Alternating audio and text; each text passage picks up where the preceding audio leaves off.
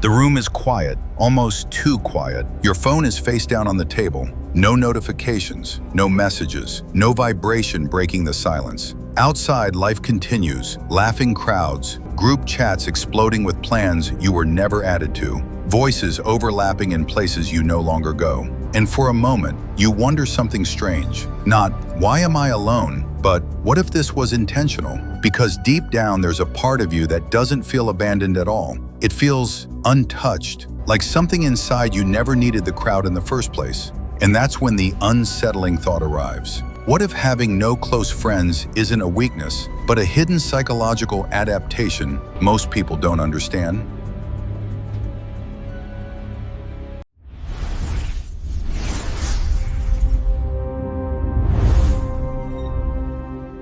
We're taught a simple rule from childhood.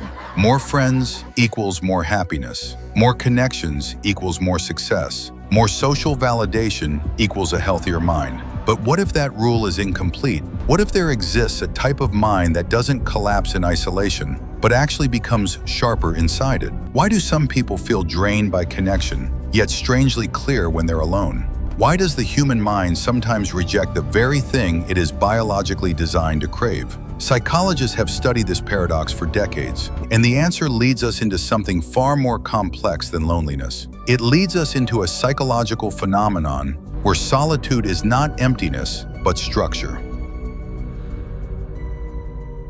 The disturbing history of social isolation.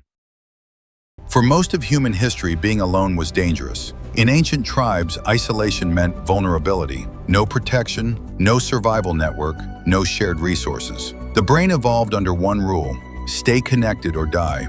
This survival wiring is deeply embedded in a structure called the amygdala, the brain's threat detection center. When humans were excluded from groups in early societies, the amygdala would activate the same way it does in physical danger. To the ancient brain, rejection wasn't emotional, it was lethal. But something changed in modern humans. Fast forward into today's world, and isolation no longer always means danger, yet the brain still reacts as if it does. This creates a psychological split. Some people feel intense distress when alone. Others experience something unexpected: clarity, focus, even control. In studies on social withdrawal and personality structure, researchers have observed a pattern known as adaptive solitude, a state where reduced social interaction correlates with increased internal regulation and cognitive performance in certain individuals. One interpretation links this to reduced external emotional noise. Without constant social feedback, the brain begins to rely more heavily on internal processing systems, particularly the prefrontal cortex, the region responsible for decision-making, planning, and self-regulation. In simpler terms, less social input sometimes means more mental bandwidth. But here's where it becomes darker, because not everyone develops this ability intentionally. For some, it begins as exclusion, ignored messages, missed invitations, slowly disappearing from group dynamics. At first, it feels like rejection, but over time, something shifts. The mind adapts. It stops waiting. It starts observing. And that transition from participant to observer is where the so-called superpower begins to form. The science of the solitary mind.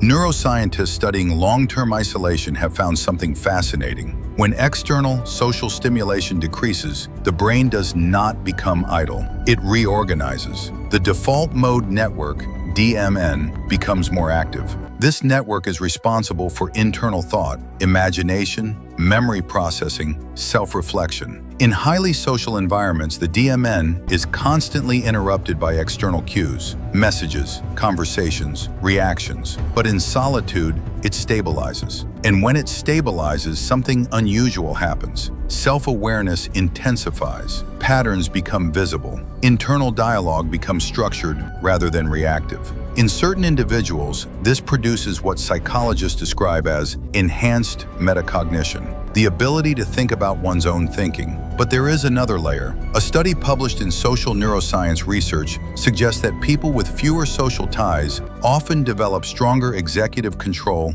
in the prefrontal cortex when they are not under social pressure. That means decisions are less influenced by group validation and more by internal logic. This is where the idea of a superpower begins to emerge. Not emotional invincibility, not happiness, but something colder, independence from social calibration. However, this comes with a psychological cost, because the same system that builds clarity can also build distance. When the brain no longer constantly mirrors other people's emotions, empathy processing can become selective, not absent, but controlled. And controlled empathy can feel detached. This is why some individuals who spend long periods alone report feeling like observers of human behavior rather than participants in it. They don't just live life, they analyze it in real time. And that shift changes everything about identity. Because when you stop needing social feedback to define yourself, you begin defining yourself internally. The case study of the selective solitary. Clinical case reports in personality psychology sometimes describe individuals who function perfectly in society but maintain extremely limited social circles, not due to fear, but preference. One documented pattern shows individuals who gradually withdraw from large social groups after early adulthood. They are not emotionally distressed by isolation. Instead, they report increased mental clarity, reduced anxiety, and stronger decision confidence. One explanation involves heightened regulation between the amygdala and the prefrontal cortex, where the amygdala once reacted strongly to social evaluation, approval, rejection, judgment. The prefrontal cortex begins to override that response more efficiently. This reduces emotional volatility in social settings, but it also reduces dependency on social reinforcement. These individuals often describe something unsettling. It feels like I don't need people to think clearly. That statement sounds empowering, but it also reveals a deeper psychological transformation. Because humans are, by design, socially reinforced organisms. Our sense of identity is usually co-built through interaction. When that layer weakens, identity becomes self-generated, stable but isolated.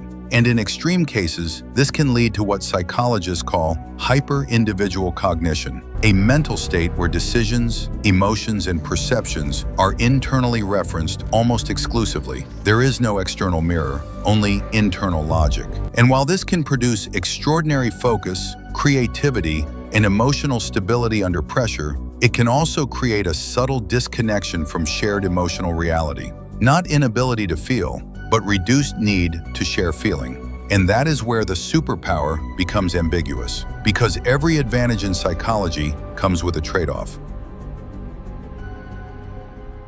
What this means for you.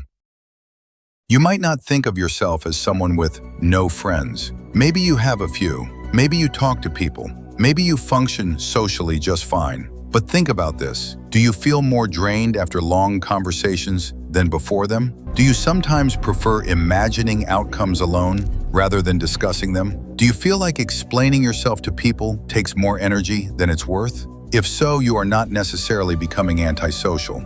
You might be relying more on internal processing than external validation. And in modern psychology, that shift is becoming increasingly common. Because the world is louder than ever, and the mind is adapting by turning inward. But here's the critical point. This superpower is not about rejecting people. It's about not being controlled by the need for people. There is a difference between isolation and autonomy. One is emptiness, the other is structure. And sometimes the mind chooses structure when the social world becomes too unpredictable. Even the hippocampus, the brain's memory center, plays a role here, filtering and organizing experiences differently when social reinforcement is reduced, strengthening internal narrative consistency over external validation loops, which means your memory of yourself becomes less about how others see you and more about how you interpret your own actions. That is powerful, but also dangerous if misunderstood, because too much internal reliance can slowly rewrite your perception of connection itself. And once that shift completes, going back is not easy. So the real question is not whether having few friends is good or bad. The real question is, at what point does solitude stop being a choice and start becoming your default way of existing? Because the human mind does not just adapt to silence, it learns from it, it strengthens in it, it reshapes itself around it, and sometimes without realizing it, it begins to prefer it. But if that is true, Then what happens when a mind that no longer needs connection finally encounters someone it cannot analyze, predict, or replace? And that is why you need to watch the next video.